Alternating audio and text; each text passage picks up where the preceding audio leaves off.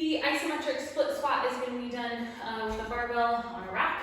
You're going to set up the bar to where if you kneel down and come into your split squat positioning, so knee underneath over the ankle, back knee underneath the hip, set up here.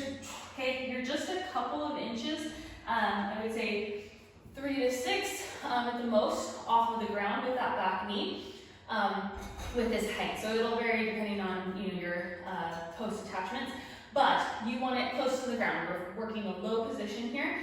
What you're going to do is then load this up with more weight than you know you can lift. This is important because it's going to be super heavy and you want it not to move. Okay, so if you know that you can split squat 135 pounds, for 6 reps or so, then I want you to load this with 235 pounds. Okay, so once it's loaded up, I'm not going to load it because you wouldn't be able to see me, but once it's loaded, you're going to roll it to the back of the post here.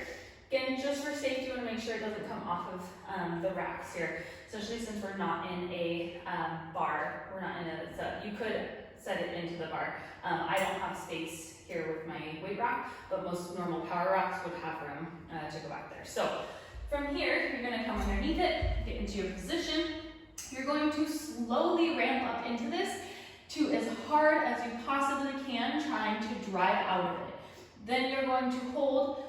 You're going to start your count from the very beginning, but holding for the designated amount of time that you're here. So big brace, tuck the toe under, squeeze the glutes, core, and slowly start to drive up, drive up, drive up. 20, 30, 40, 50, 60, 70, 80, 90, 100% holding, and we're at 6, 7, and relax down. Okay?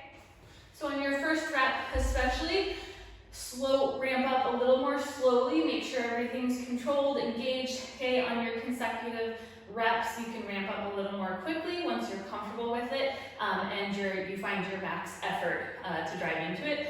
I don't want an immediate jerk into maximum power, however, so I want a control ramp up into max power and strength driving up into this.